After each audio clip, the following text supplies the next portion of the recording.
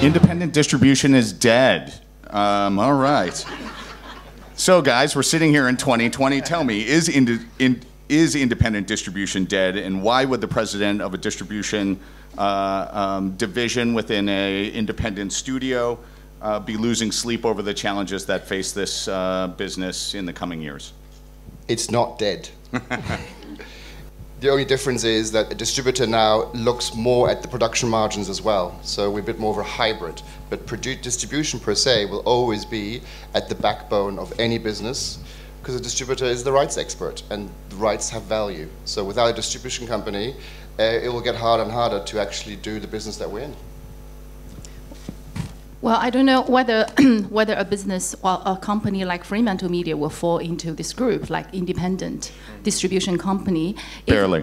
If the answer is yes, then certainly it's not going to die, that's for sure, because very humbly we are remaining the #1 distributor in the world. Data proves in the year 2018.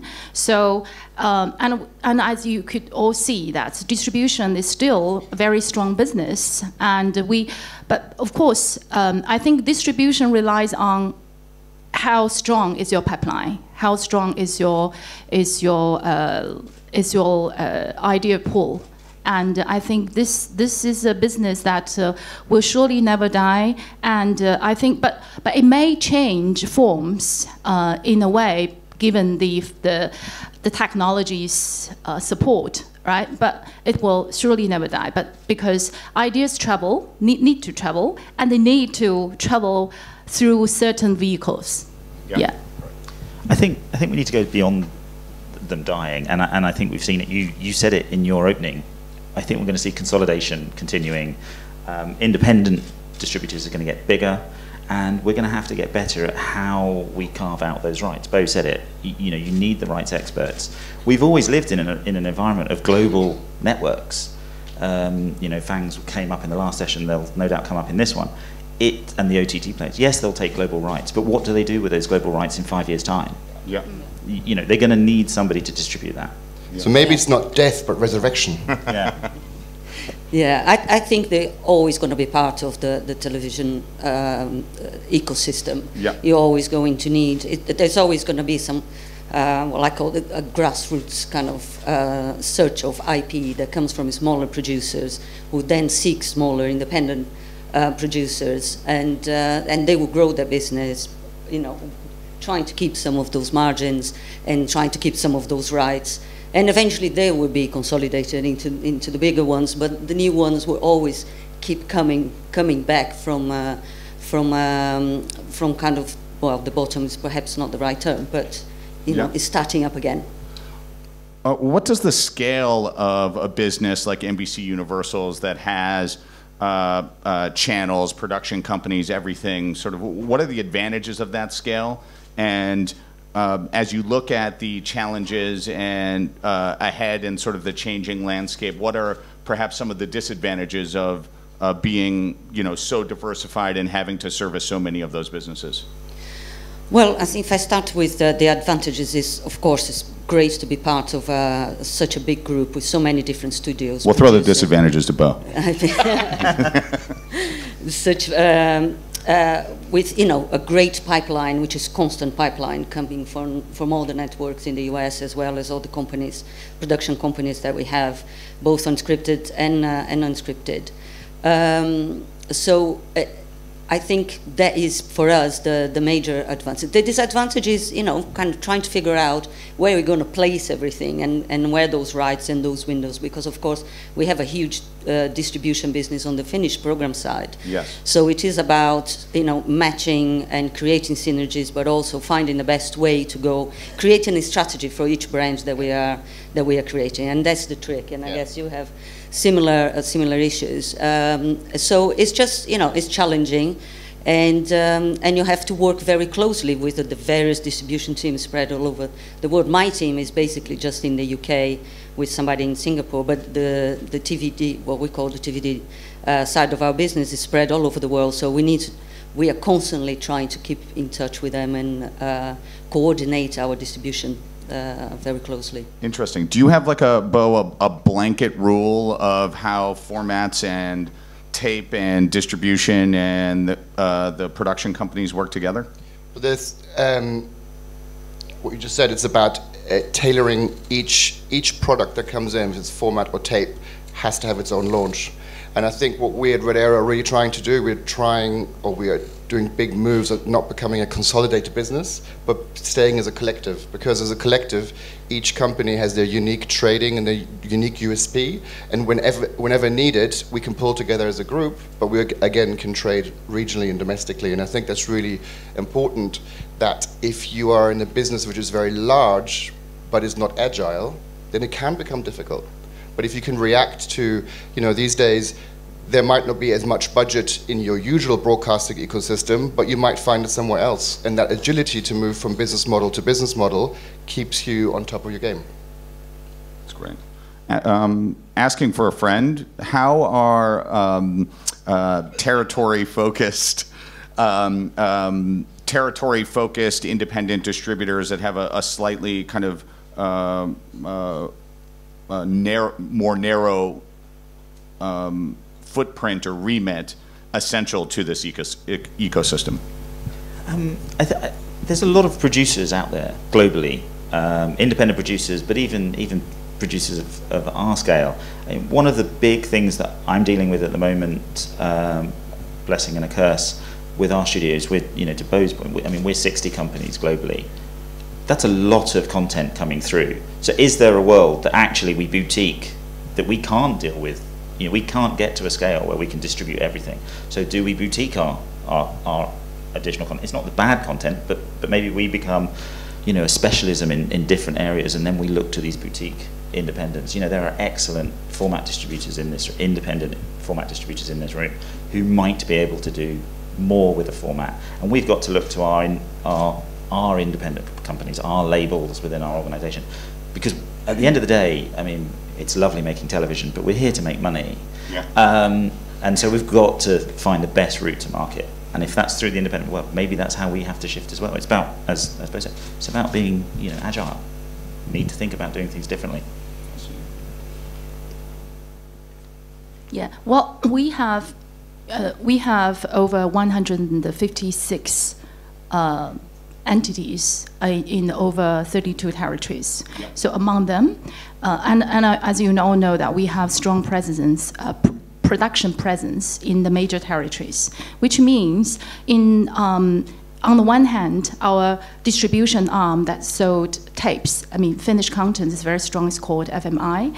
And in the major production territories, but because we have a strong production presence, so it allow our format sales, format distribution business even more, how would I say, even more stronger, even more, advantaged.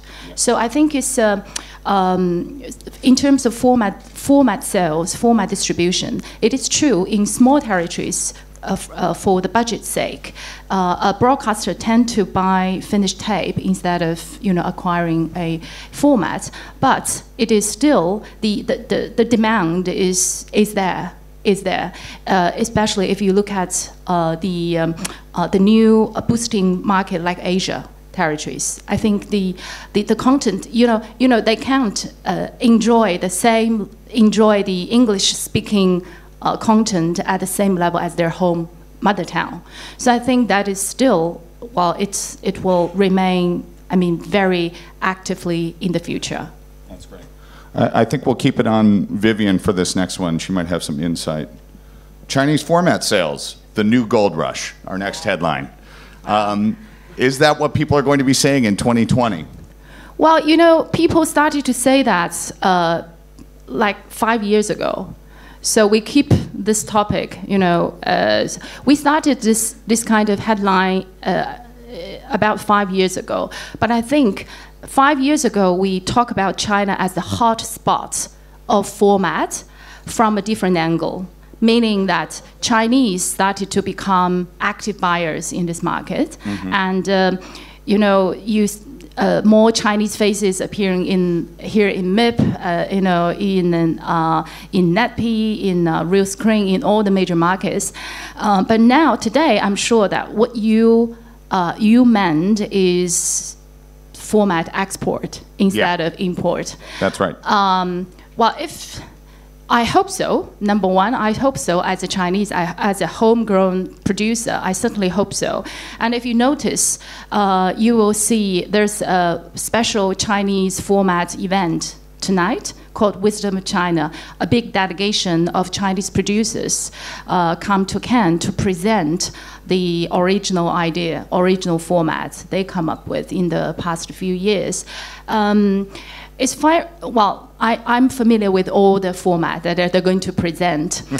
Trust me, I think it's worth going, worth listening, and not all of them, from my perspective, not all of them has international potential, but there are some really, really good ideas, like the sound, you know, from Hunan TV, the radar from CCTV, and several others. I think they have the gene to travel. But some of the Chinese original ideas has such a strong cultural how would I say, cultural mark, cultural gene. That's so what we want a format that is culturally odorless, right? So that it may travel. But pardon me for interrupting, but isn't there also something about that cultural specificity which could actually inject something new into the format discussions around the globe, rather than sort of rehashing kind of what's already been done? Sorry, I think we've seen it. We've seen it before. It was Japan 10 years ago, Korea 5 years ago, and I definitely think China can be there. I mean, I think the one thing is, and I'm sitting next to Vivian, so I might move my chair, is China has to respect IP before it can become an exporter of IP. And at the moment, China doesn't respect IP.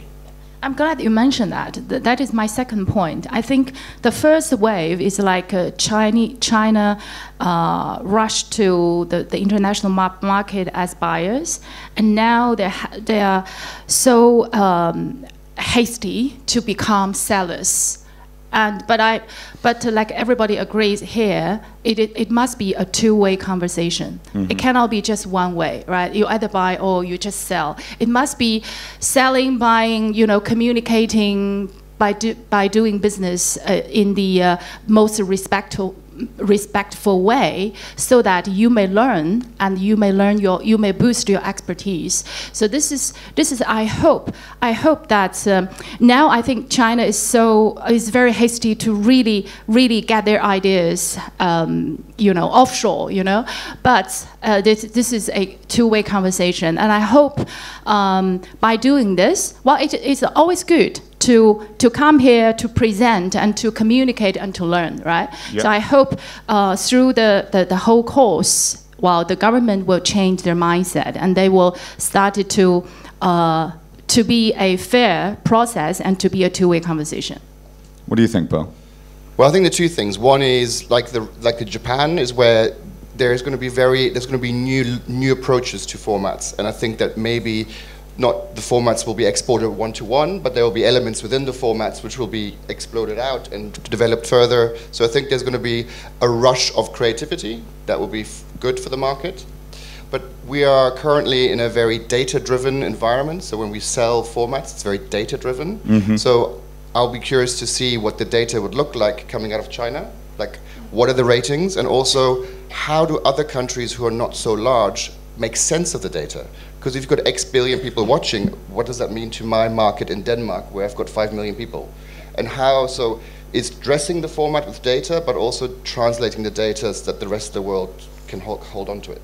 Yes, the translating the data is key, because otherwise you can't tell how successful the successful rate, the successful rate of one show. And you may see, look, it has 5 million viewers, but 5 million means really nothing in China. It might be not 0.05. And we've seen the flip side of that with smaller territories saying, 60% of the market share, but there's 2 channels in the country, and 3 people.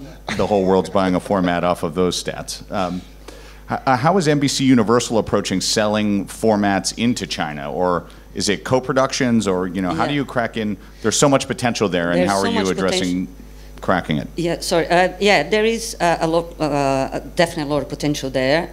I think we are trying to do two different things. Obviously, we have all the issues with regulatory issues with SART and IP protection issues as well. But what we are, well, the first way we're doing it with Youku. We are developing a Chinese version of Saturday Night Live with Youku that we're very excited about, and hopefully we'll be on air very soon.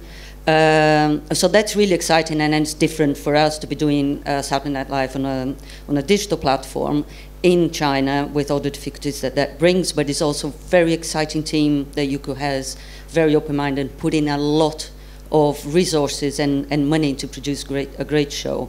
But the other way, more on a kind of on the big picture kind of way, NBC Universal is talking with different partners in China to try to bring a partnership together. Mm-hmm. And I think rather than just going there and trying to sell our format to be replicated more or less in the same way that we do it everywhere else, it is about creating content together that perhaps will travel, but perhaps not, but it will be a fantastic product for the Chinese market.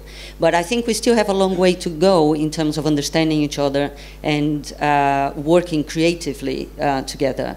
I think it is still difficult when you get creatives in the same room trying to figure out a format together when there is still a lot of language barriers and of course audiences are so different. So to kind of get a kind of Western mind and a Chinese mind to kind of work creatively in the same direction, I think it's a challenge, but it's an exciting challenge, you know. But I think a co-productions or a co-production partnership is perhaps the way forward.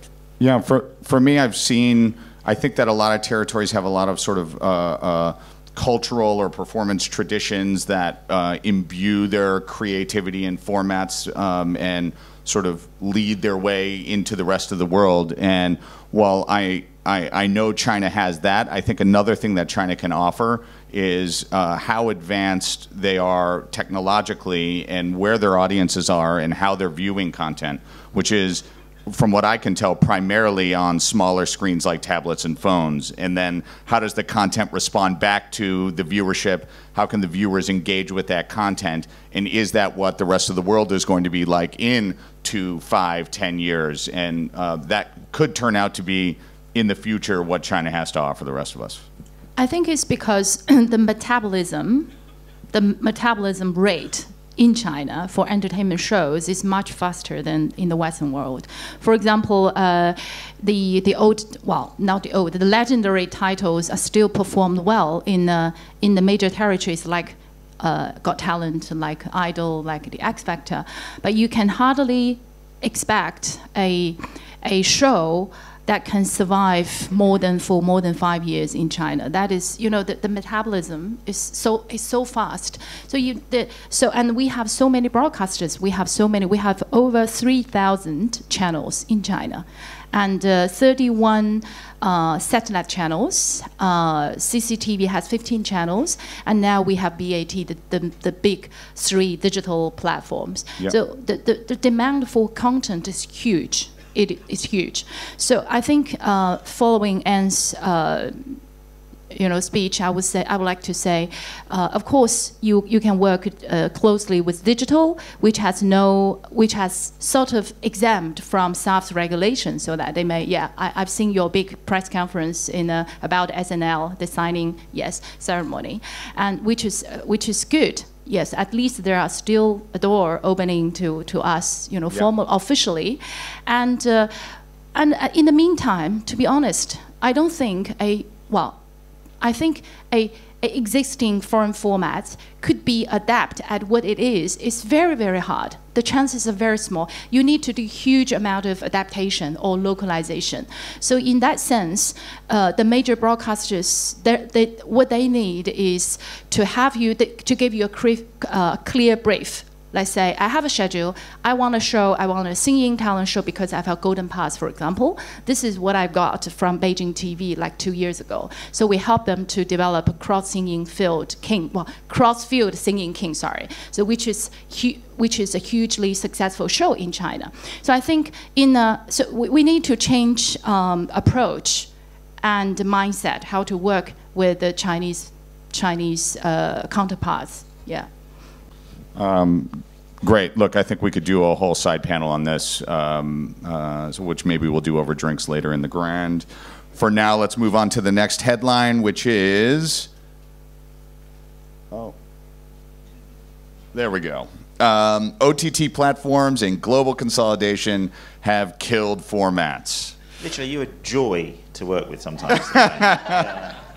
So, look, I expect most of you guys are going to see a future in formats, and so it's not whether it's going to exist or not, but rather how things are changing. And before we get into the OTT side of things, which I think is kind of where everyone naturally jumps, can we, for a second, look at how the global consolidation of channels or channel growth, like Discovery and A&E, and how they're acquiring rights and also bringing in a studio function and distribution to that, have changed the industry over like the last 5 years in your idea?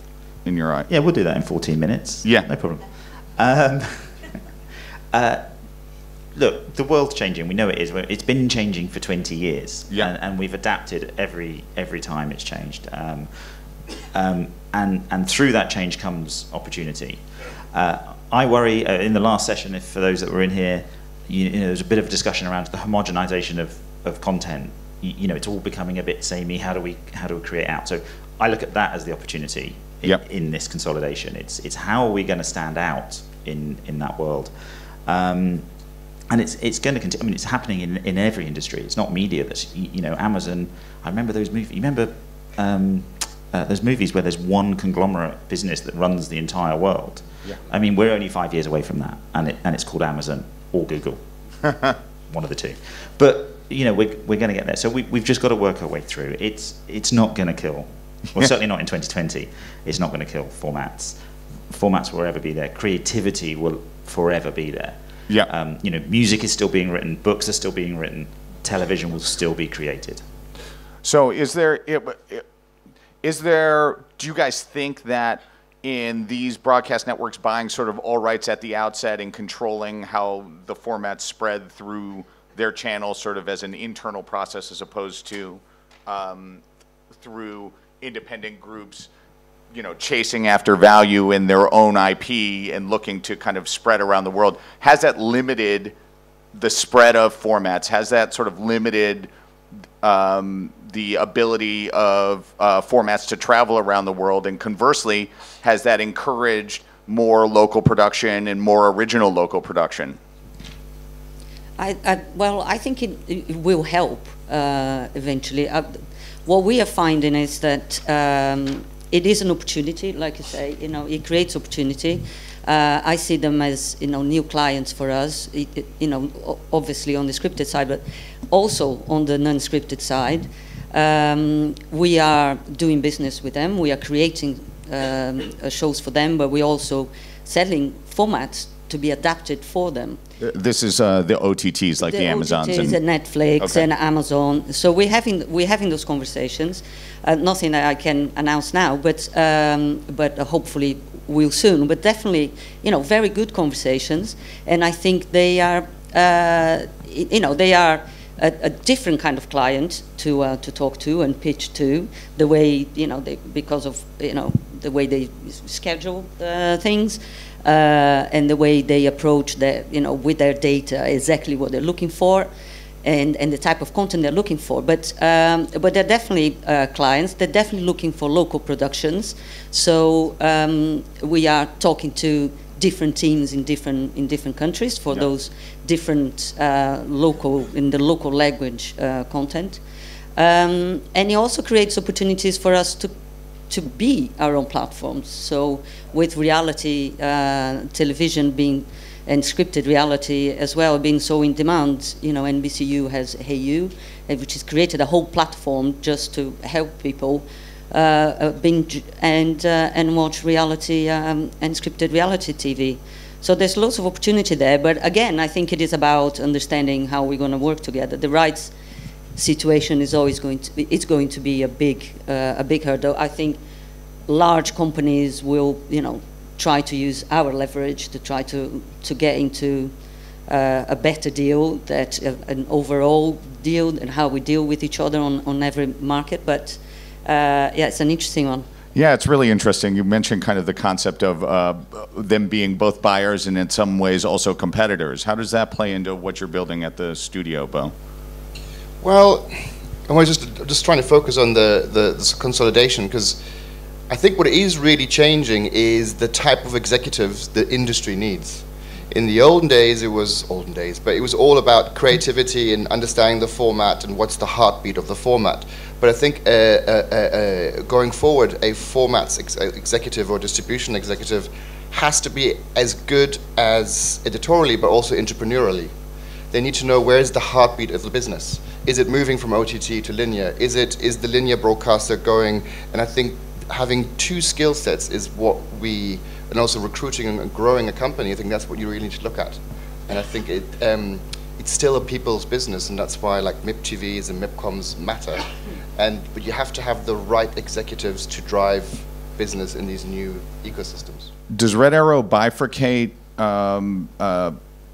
sort of sales executives, format executives, digital executives, or is it all one person looking over sales into a territory, or how do you guys specifically do that? At the moment, we're still very much set up by territory to make sure we have the reach, but we have VPs that carry the strategy for a genre.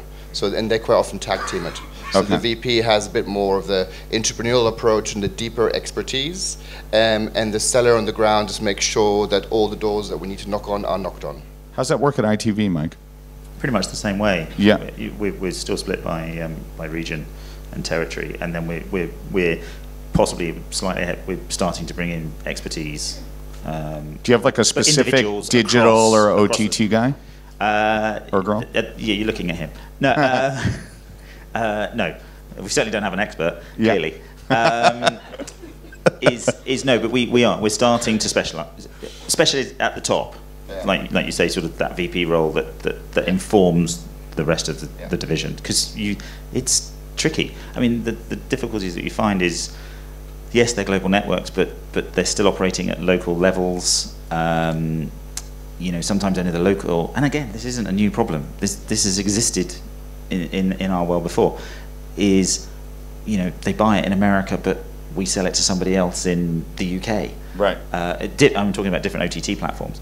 How do we run a strategy based on that when it's going to different places? So, we're the same boat. We've got to adapt.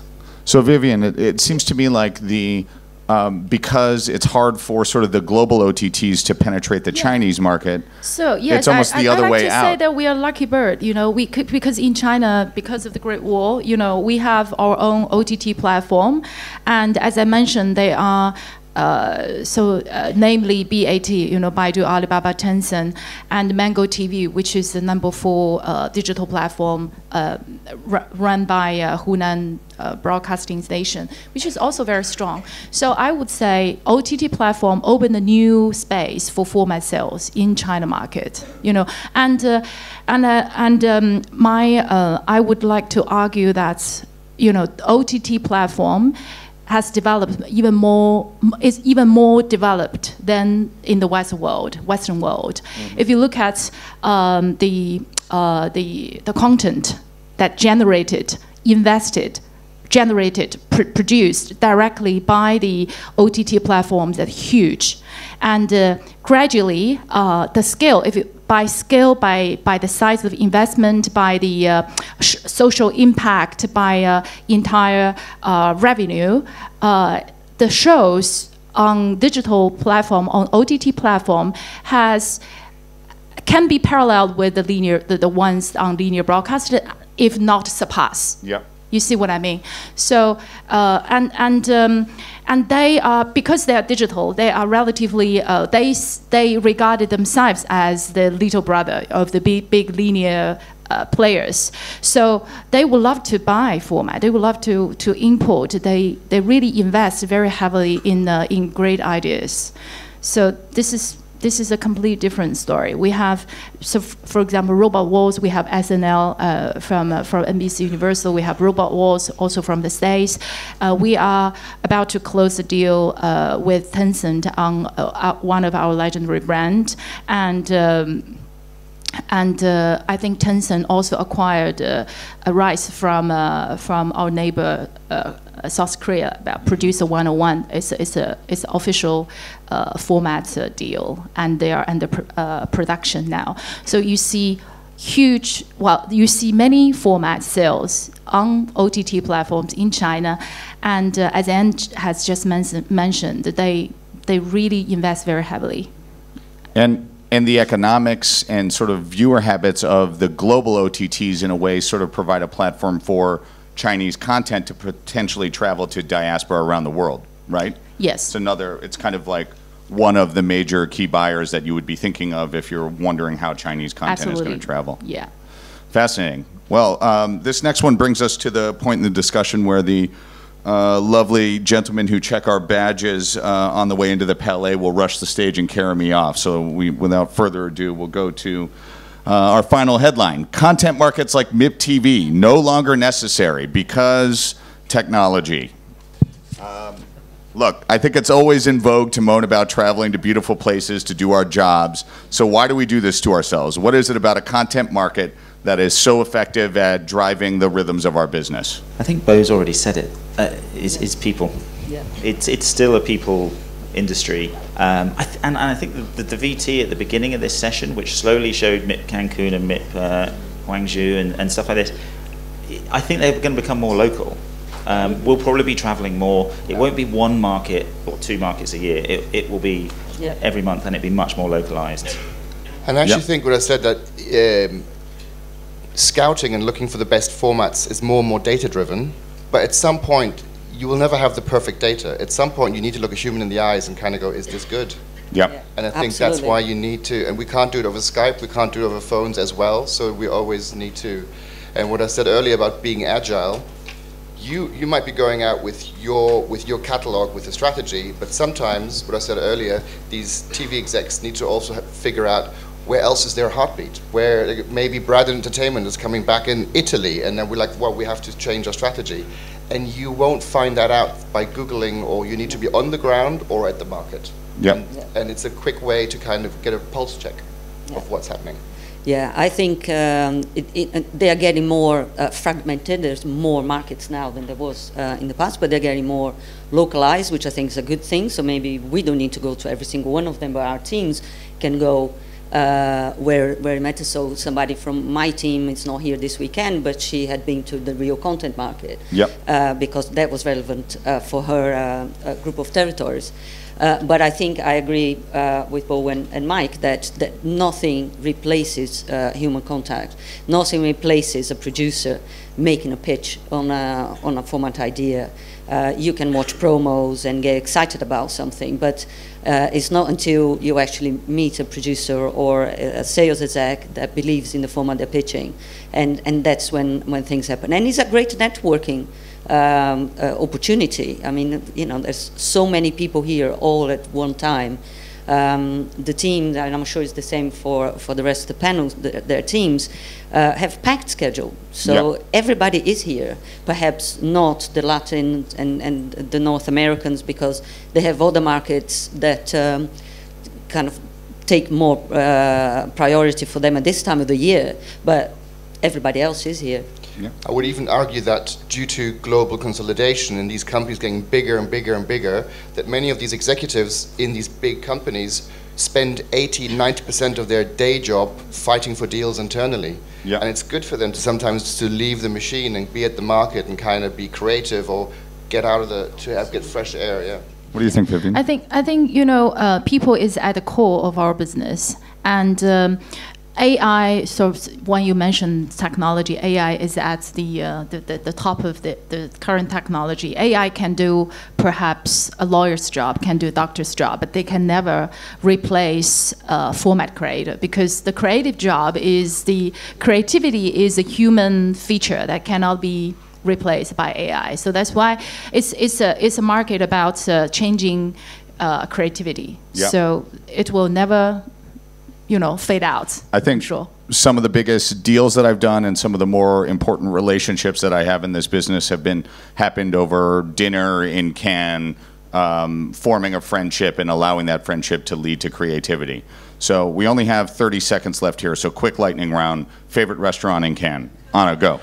Auberge Provençal in the Old City. Okay, someone write this down for me, please. Bo. It's actually Jardin de Bambou. It's a Chinese restaurant. La Môme. Yes. Beautiful. I'm much classier, La Pizza. Nice. Thanks, everyone, for joining us today. It's a pleasure starting this market off with you. Good luck, and see you around the Palais or the Croisette soon.